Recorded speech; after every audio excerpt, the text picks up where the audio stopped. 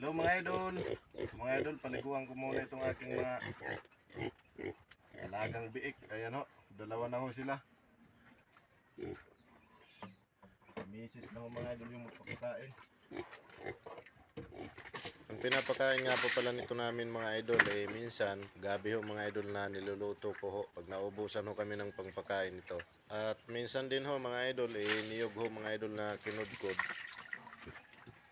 Uhaw na uhaw mga idol.